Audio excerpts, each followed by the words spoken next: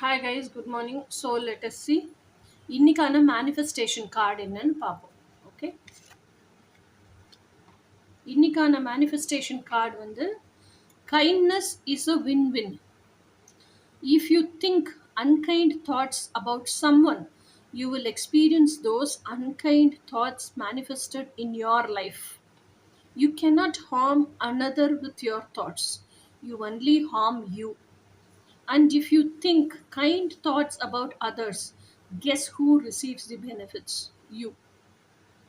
இதில் ஒரு விஷயம் என்னன்னா, இப்போ நம்ம வந்து மன்னிக்க ஃபர்கிவ்னஸ் சொல்கிறாங்கல்ல, ஃபர்கிவ்னஸே ஏன் ஃபர்கிவ் பண்ண சொல்கிறாங்க? நமக்கு யாரோ வந்து ஹர்ட் பண்ணிட்டாங்க. அந்த ஹர்ட் பண்ண ரணத்தை நம்மளால் மறக்க முடியாமல் அவங்க மேலே கோவப்பட்டுக்கிட்டே இருக்கோம். அந்த வன்மத்தை வளர்த்துட்டே இருக்கோம், வச்சுட்டே இருக்கோம். இதனால் நம்மளை ஹர்ட் பண்ணவங்கள அவஸ்தைப்படுறாங்க. இல்லை இல்லை, அவங்க ஹாப்பியாக ஜாலியாக தான் அவங்க லைஃப்பை வாழ்ந்துட்டுருக்காங்க.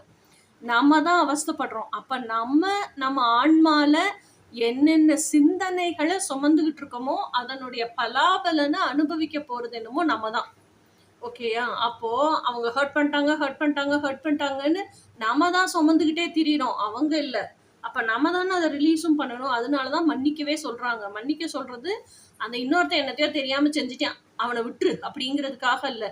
நீ அவன் செஞ்சதுக்கு உன் ஆன்மாவில் அந்த ரணத்தை ஏன் சுமந்துக்கிட்டு இருக்க அப்படிங்கிறதுக்கு தான் அதை மன்னிக்க சொல்கிறாங்க. ஓகேயா? ஸோ அதே மாதிரி தான் எல்லா விஷயத்துக்குமே ஒருத்தவங்களை பற்றி நீங்கள் நல்லது நினைக்கிறீங்கனாலும் சரி, இல்லை அந்த வேற யாரோ ஒருத்தரை பற்றி கெட்டது நினைக்கிறீங்கனாலும் சரி, அதை உங்கள் ஆன்மாவில் தான் சுமந்துட்டு இருக்கீங்க. அப்போ உங்கள் சர்க்கிள்குள்ளே தாட்ஸுக்குள்ளே தான் அது இருக்குது. அப்போ அதை அவனை போய் அஃபெக்ட் பண்ணுது அஃபெக்ட் பண்ணல, அது ரெண்டாவது விஷயம். அப்போ அது நம்ம லைஃப்லேயே மேனிஃபெஸ்ட் ஆக தானே செய்யும். அப்போ யாரை பற்றி நினைக்கிறதுனாலும் எதை பற்றி நினைக்கிறதுனாலும் நல்லதாகவே மட்டும் நினைங்க.